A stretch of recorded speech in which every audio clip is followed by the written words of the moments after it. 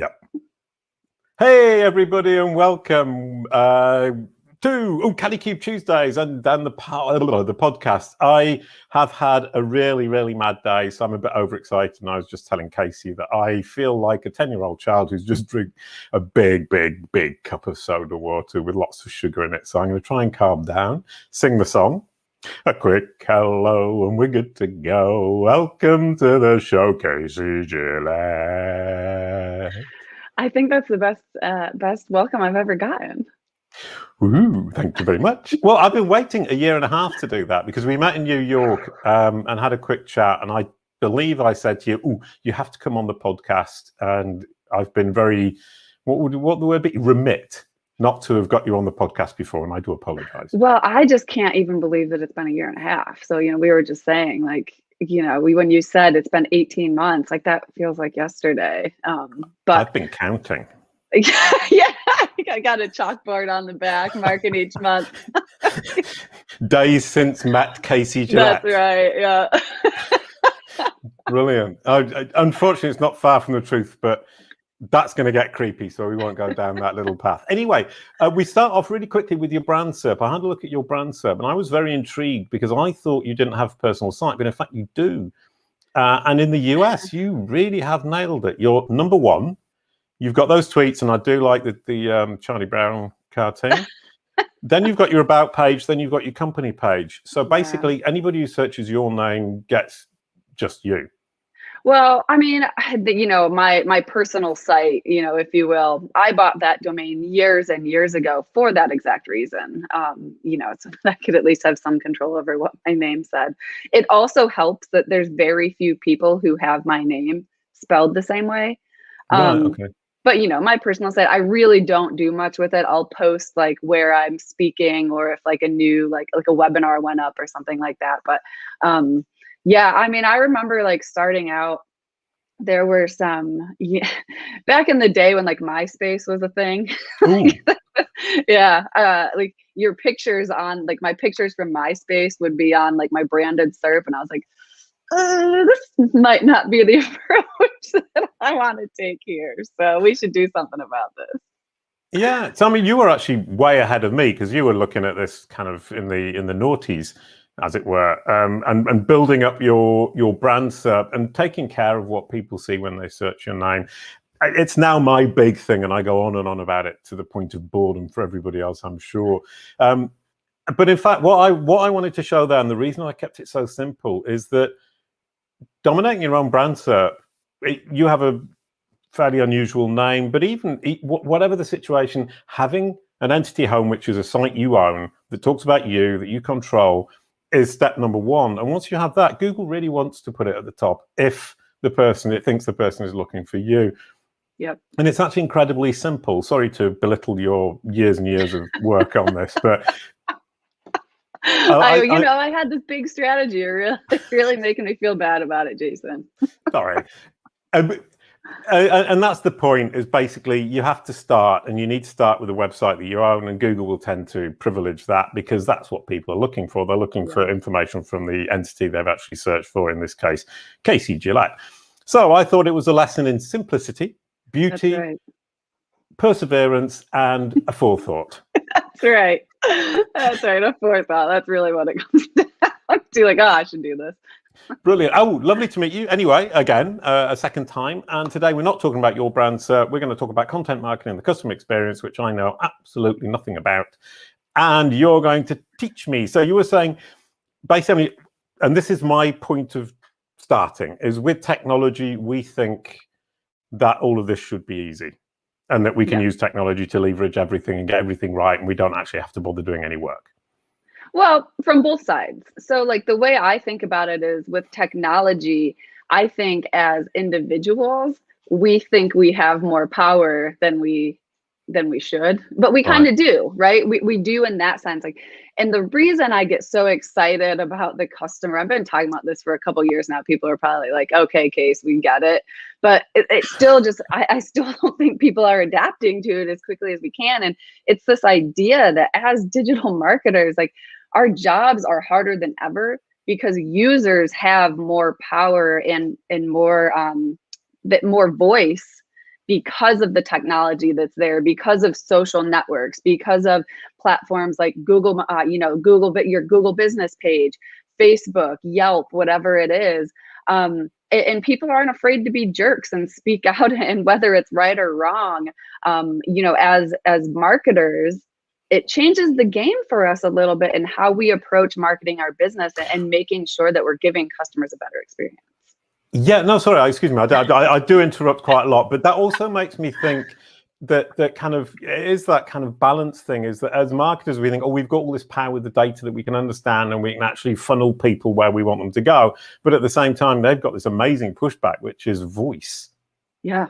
Yeah. And so, when we think about, the example that I always use that I've used for a while and it still applies is think about like a travel SERP, right? If you're a hotel, if you are a customer, like if I'm going on a trip, right? Like you just told me, you were traveling the world. That's what you do. Like you stay in Airbnbs and hotels and whatever it is. Yeah. Well, when you're looking for a specific hotel in a location, it's not hotels that are on the SERP. It's your review sites, right? It's your TripAdvisors and your Airbnbs and places like that, which are based on reviews. So if people aren't having a great experience at your hotel, that's going to be pretty clear right off, and you're not going to get the business that you need.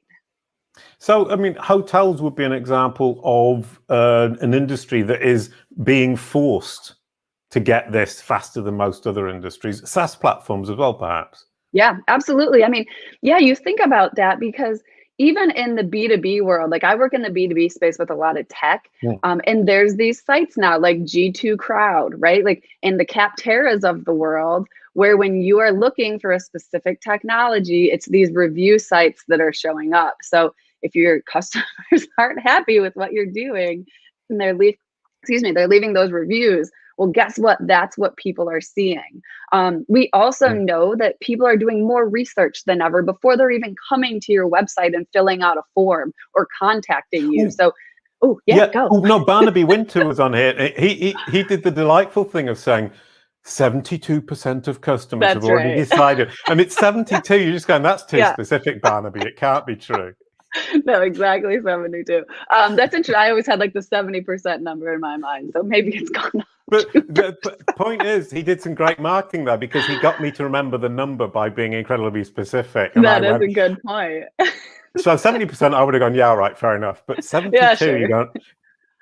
Sorry, you can't be lying. It's very specific. But I mean, the thing is, it could be 72, it could be 68, it could be 70. But I mean, 72% of people have already decided because they've already seen your company. Yeah. But he did make the very good point, I thought, that is that we tend to re-explain everything from A to Z. And most people already know. Never forget 72, says Anton.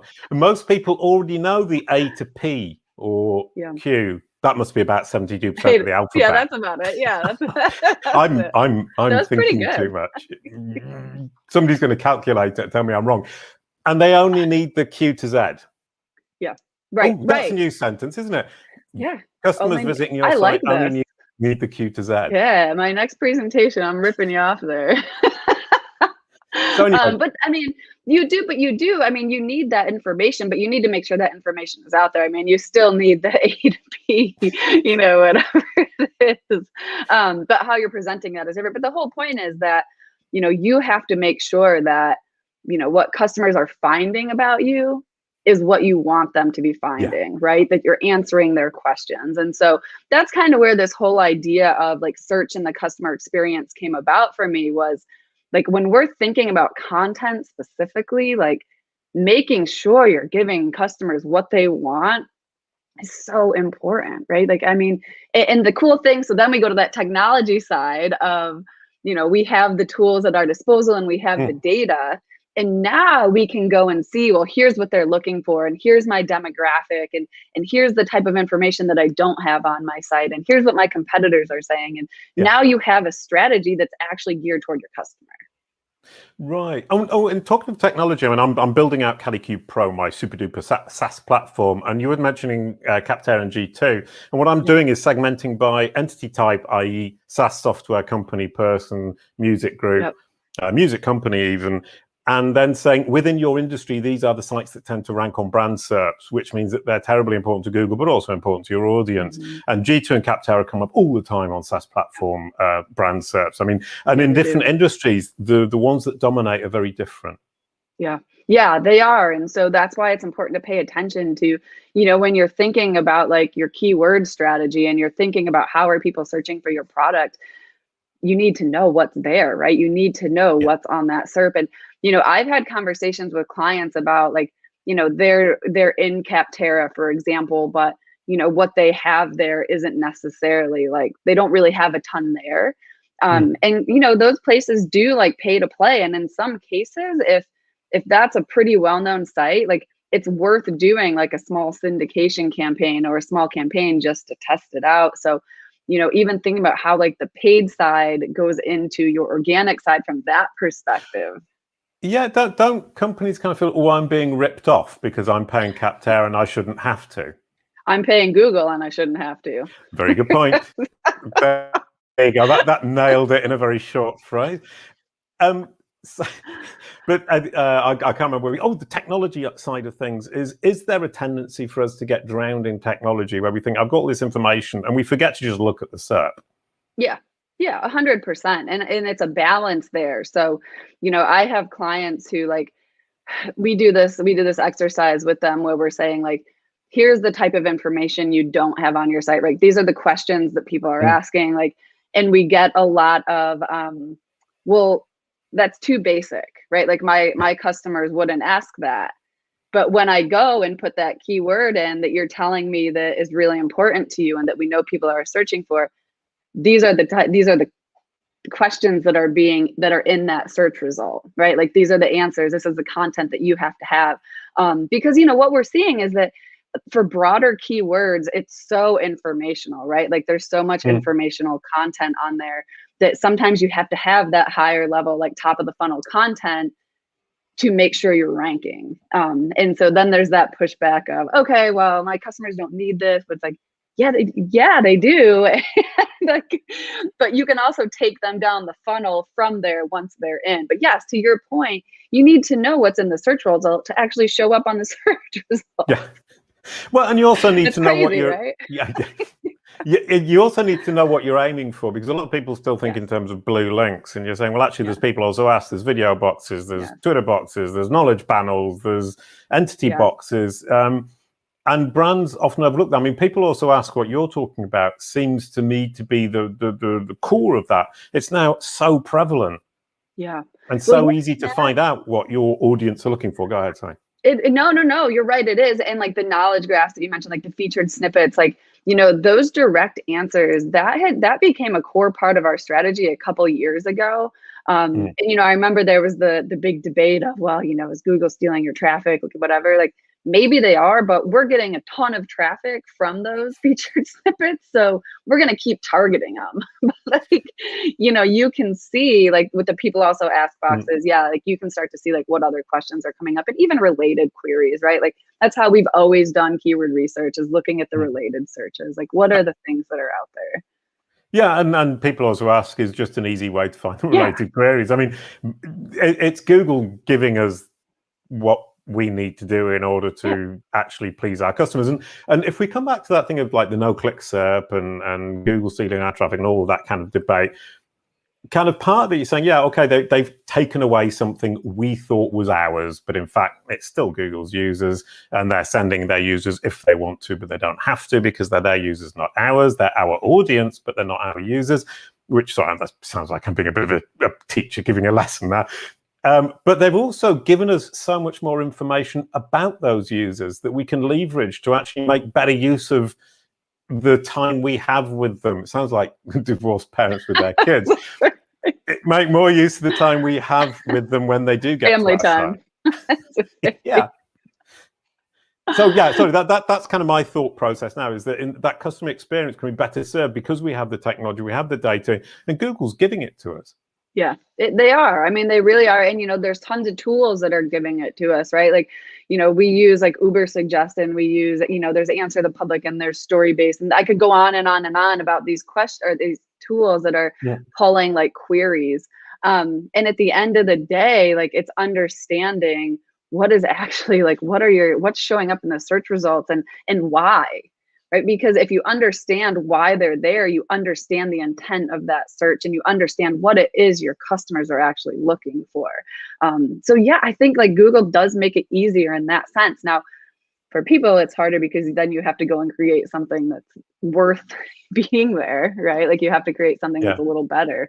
But you, at least it points you in that direction. Like there's no, it's not really magic.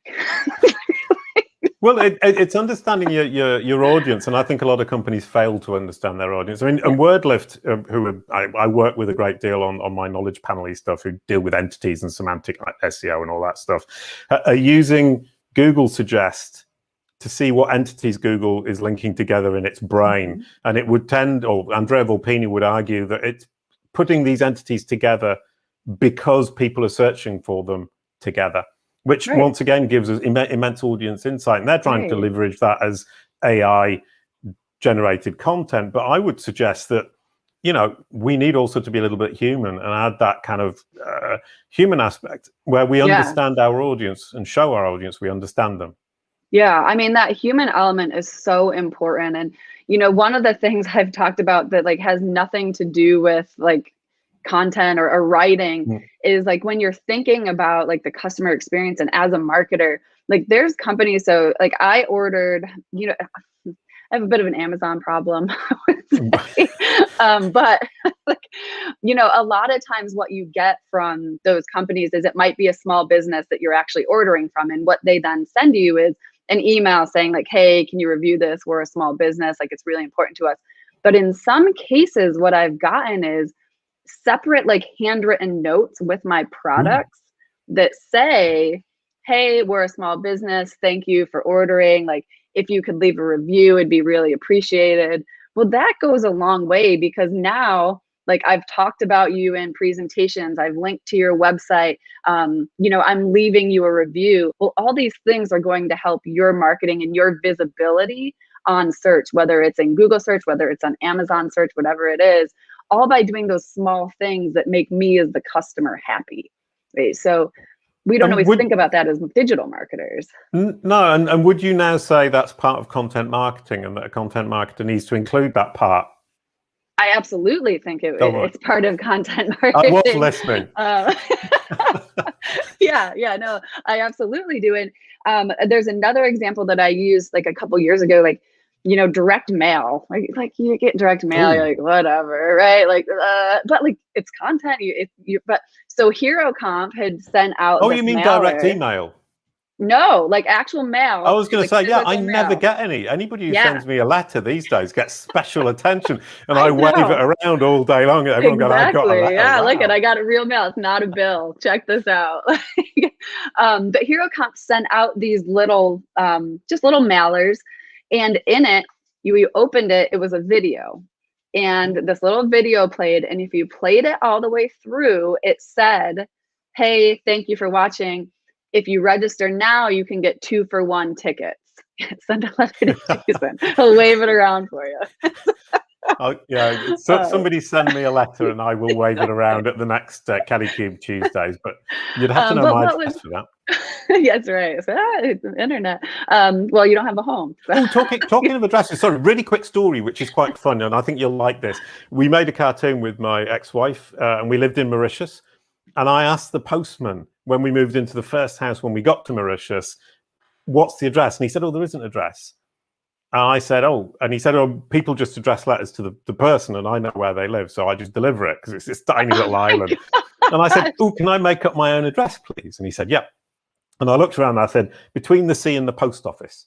He said, okay, that's your address. I said, oh, can I change it to between the cemetery and the sea? And he said, no, you've chosen between the sea and the post office. That's it. You're not allowed to change anymore. That's your address. And then we had the idea, we basically told the parents to send the drawings their kids did of the cartoon characters to Buwan Kuala, between the sea and the post office, Mauritius. And they must have thought, yeah. And they must have thought, this is like sending it to like Father Christmas, the North Pole. Seriously, there's no real address. Yeah, and it got to us. Buwan Kuala, between the sea and the post office, Mauritius, and that used to get to us. And you can imagine That's the parents going, awesome. wow, when we put it up on the site in this gallery. So anyway, there you go. So you can send a letter to Jason Barnard, Paris, France, and it will get to me. Yeah, surely it'll get there. Yeah, surely. Yeah, but I mean, you know, people like getting mail. It's not bills. But what was cool about that is that they then tied in their content marketing by they sent an email that same day being like, hey, you should have gotten this thing. You know, if you did, email us and we will get this offer set up. Right. So they tied it all together. So it wasn't something that if you didn't pay attention to that mailer and you didn't watch the video all the way through, you wouldn't know about that 2-for-1 deal. So I just thought it was so brilliant because they tied in their content, they tied in their direct mail, and they did something that was actually really interesting. I'm still talking about it, right? Like I'm still talking about it. Yeah, no, and what strikes me is that they moved the offline online, which is kind of counterintuitive. I remember mentioning that when we met during that event, the SEMrush event, which I can't remember the name of. What was it? Big Marketing Worldwide? Global marketing world. It wasn't very memorable. Sorry, SEMrush. The event was incredibly memorable and brilliant. Yes, it was. It was very good. The idea of everyone thinks, oh, take the online offline, but in fact, Global Marketing Day. Thank you, Anton, who works for SEMrush. But taking the offline online and leveraging kind of what's happening offline in the real world is kind of rare, but probably very powerful. Yeah, it is, and you know, on that same vein of like the online offline experience, like one thing I like, another example that I think is really great is with this world that we're living in now. You know, if you let's rewind back like 6 months, like before it was barren winter here in Boston, and I was actually like going out and doing things. You know, the whole thing was like if people wanted to go out to a restaurant, you know, it was like I wasn't comfortable unless I knew what the protocols were at that restaurant, right? Like what was the outdoor seating like? What was the safety like? Yeah. Well, if you're a restaurant, all you had to do was create a short video and throw it on your Facebook page or throw it on your Instagram page or throw it on your website saying, here's what we're doing, right? Or here are some pictures of our safety protocols. And now you're taking that offline world experience, putting it online for people who are searching for, hey, what is it? Should I go here? How am I going to feel comfortable? Like, what am I going to get? And, you know, I didn't see a ton of that, but to me, it just felt like a real missed opportunity. Yeah, no, brilliant. Sorry, I love that because it's actually taking the offline, putting it online, and then bring it back offline again. Exactly. And anybody listening who's got a restaurant in Boston, it's not too late. That's true. Yeah. It turns out we're still in that similar place. That was restaurants are starting to open back up where you can sit outside again. 100%. So I love the idea of online, offline, bringing it all together. But I mean, once again, we're back into marketing, and that's what I like about where we're moving today. I think you're a marketer. Yeah. I'm more of an SEO. But in fact, the distinction between us is now pretty much defunct. Well, that's exactly it. You know, I started as an SEO, right? Like I started my first first conference presentations were on link building, right? Like I was really into like link building. And then that kind of transitioned to like how I kind of got to this point is that sort of transition to like online PR. And I really liked that element of, you know, doing bylines and doing things that created, you know, that press for you. Then it transitioned to content marketing because they're all tied together. It's all tied together. But that's the thing, as an SEO, you're not thinking, oh, I need to send a handwritten letter or I need to do this. But when you're talking to your team and you're thinking about how do I get links and how do I get people talking about me? Well, sometimes you got to be creative, and it goes beyond just writing a piece of content. Oh, and that idea of being creative, and let's come back to kind of creating content. I mean, what is a good process for a company thinking, I need to create content? I mean, the knee-jerk reaction is, let's do a blog.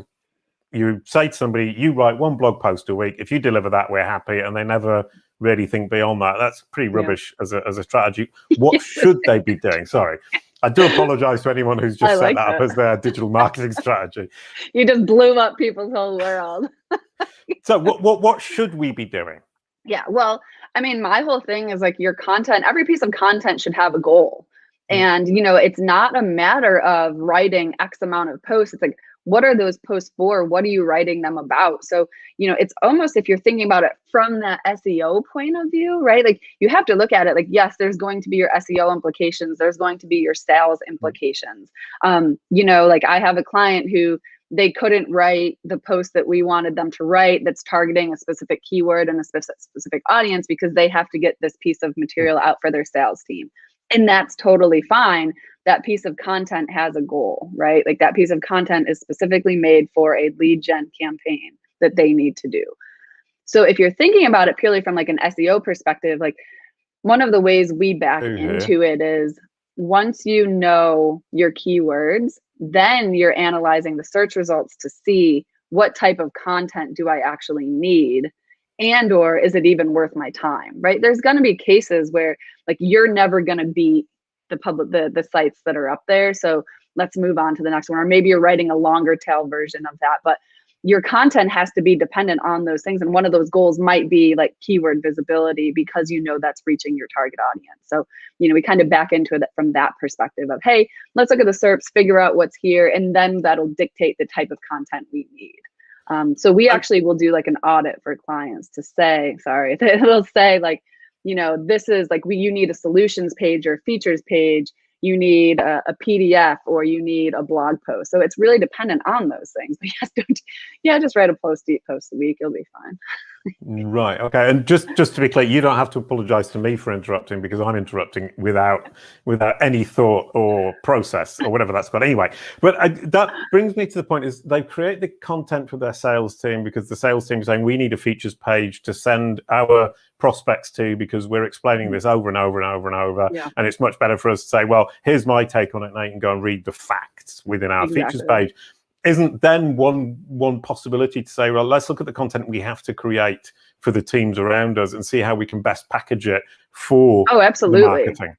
Yeah, absolutely. So like, let's take like that lead gen asset, for example. Like, they're publishing this thing, it's targeting finance, right? It's targeting their financial solution. But then we're taking that and we're creating a blog post from it, right? We're optimizing the page for search. And then we're also like, here's ways that, you can cut it up and use the data from that book to be posted on social and used in campaigns. So yeah, everything you do, like Ross Simmons, I don't know if people are in content marketing, he's amazing. He talks a lot about like repurposing content and how to do that in a way that like you're making the most of it. Can you say that name again, please? Ross Simmons. So it's at Ross Simmons on Twitter. And just brilliant. I just love the way he talks about, repurposing things and making sure that you're getting the most out of your content. Because you're right. Like, people spend so much, I think about like, I always use the example of like webinars. Like, webinars can be great. But watch what you say. Yeah. This is a podcast, right? Oh, right. Okay, Jenny, fair enough. Yeah. So I'm safe. But people like, what I always think about webinars is you get 1,000 emails about this webinar, right? And then it happens, and then you don't hear anything else about it. But like, I had a client who went after their webinar. They had an email recap that was sent out to the people, everyone who registered, right? So even if people like weren't able to make it, they got the email recap that pointed to their blog post that they had posted. Then they took the webinar, they cut it up into clips based on certain topics. Then those went on to YouTube, and then they're able to share those specific clips with their sales team. So they have like pages that are dedicated to specific topics that can be shared with the sales team. So it's a lot of work, but so is a webinar. Right. No, right. 100%. Sorry. I'd just like to interrupt one moment. And Rui and Katrina, who actually deal with the social media on this, could you please write that list out for me? Because we need to make the most of it, because we're not doing a very good job, and it's my fault. Thank you very much. It's just, it's a lot of work, right? But like, I do think about how much time businesses spend like putting, they'll put a webcast together where, they have 10 sales executives. Well, that's people's time that, from big companies that you could really take advantage of. So just ways to do it. No, 100%. I mean, I kind of think, oh, I'd like to do that. But then I kind of think I don't have the resources. Yeah. And then there are lots of services, or we'll automate it for you using AI. And most of them so far have been pretty rubbish. Sorry. Yeah, there is that. I mean, a lot of like the transcription services and things like that. But it can be a start, right? So, and that's the other piece. Like, you know, people think they can't. It's going back to like that technology piece. People think, you know, I can't make a video. So like, you know, you mentioned earlier that there might be videos and searches. So I have a client who like it's an actual e-commerce site, and they sell like marine equipment. Well, a lot of these SERPs are around how to install these certain boat parts and how to do that. Well, you know, they're always saying like, well, we don't have we're not, what was I can't remember what the exact word was. Like, we're no James Dean or something. I was like, that was maybe a different time frame. Right? Like, their whole point was they weren't movie stars. I was like, you don't have to be, right? Like, you don't have to be. Your phone, like, phones are amazing for making videos these days, right? Like, your iPhone, like the quality of an iPhone video now is unreal. Like the transitions you can make with like TikTok and things like that. Like, you don't need this high powered equipment to make some of that content, like video, or, you know, even like thinking about doing a quick, you know, story. Like, you don't need a ton of equipment. Like, the accessibility is there. And again, that goes with connecting to your customers on a human level of being a person showing them how to do something versus just trying to write it down. Well, and that's another thing kind of with video. After a year in lockdown, one would have thought that we would all be much more comfortable with it, but that doesn't appear necessarily to be the case. Yeah, I know. Maybe we're just tired of it. That's a very good point. 6 months ago, we were doing great, and now we're just seriously tired of it. And sorry, that is the next step kind of along, is people say, okay, well, I've got the phone, I could make it, but I'm not comfortable on screen, or I've got nothing to say, or you turn on the camera. I've had this as a musician in the studio. You turn on the recording equipment and you freeze. Yeah. I mean, that could happen, but surely in your company, there's someone who feels okay doing it, you know, or even if it's, you know, I have another client who they're doing an interview with like one of their bigger clients. We're writing the script for them. Right. Yeah. Like, so you can have people write the script. Yeah. Right. And so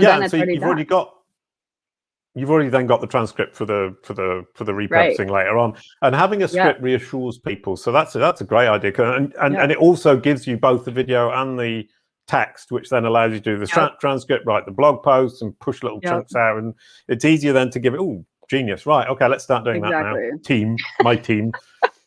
Well, and you know, let's be real. Like, no one's gonna stick to no one's gonna read the script word for word, but at least you know, like, here's how it can. Well, you shouldn't read the script word for word. It's like when people stand up there and read their like bullet points, you're like, oh Lord, don't do that. But it at least like keeps people on track and makes you feel more comfortable. Right. Okay. Well, I mean, the thing is, there are different styles as well. I was watching somebody showing you how to make YouTube videos. I mean, obviously, you can write bullet points and just make up stuff around it. You can give yourself an idea. A lot of people get stuck and start hesitating and going, which is really annoying. And I try not to do it.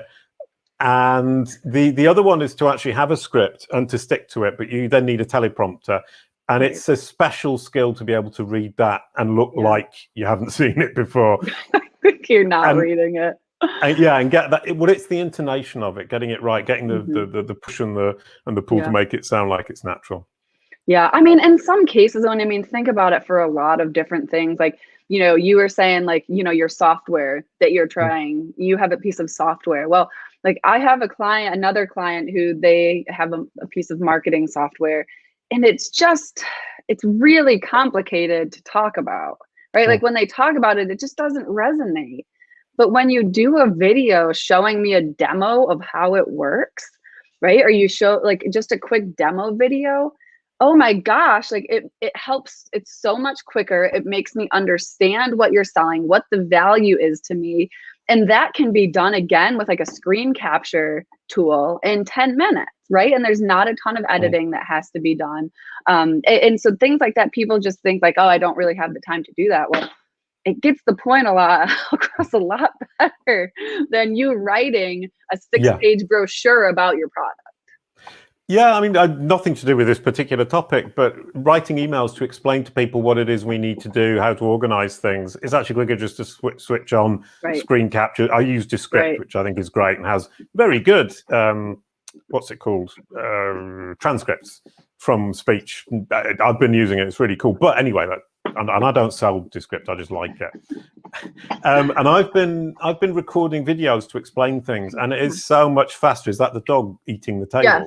Yes. She's eating her bone. Sorry. For people listening, there's a dog has been walking backwards and forwards behind Casie throughout the entire show, and it is now chewing on the leg of the table. Yeah, she's. I have an eight-month-old golden retriever who has to be on me at all times.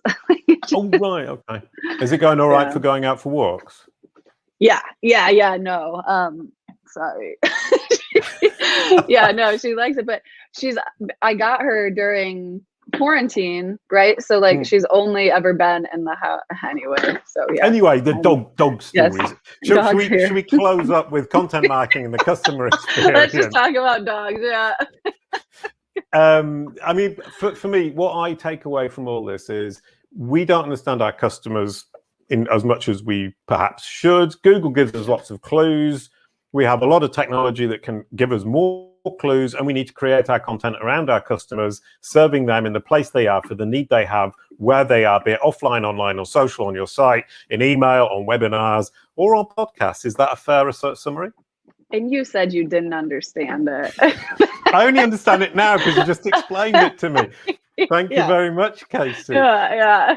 No, I mean, you nailed it. That's it. I just think, and I specifically like to talk about this topic at shows that are geared towards search marketers because their focus is always so much more on what's happening with search or how Google is going to understand it than how the customer is going to see it. And it's just a mind shift that we have to get to sooner. Yeah, and so I mean, I've been saying this not for years. You've been saying it for years. I've only been saying it for 6 months or something. But you get the content, you make it for your customers where they are, what they need, where in the situation they're in, and then you package it for Google in one way or another. And that's a great way to leverage Google to your advantage, not freak out when it stops sending you visitors, because you're getting the value from your content elsewhere. Thank you very much, Casie. That was absolutely brilliant. Next week, really quickly, I'll just announce we have the wonderful Jano van Breil, who will be talking about the advantages of structured data. That's going to be very geeky. If you're a geeky person, please do come along. If you're not, come along anyway, because it'll be fun. It'll be a fun conversation like this one. Thank you very much, Casie. A quick goodbye to end the show. Thank you, Casie. Thank you for having me. Oh, can you sing that again? No. Oh. No one wants to hear that. Thanks a lot.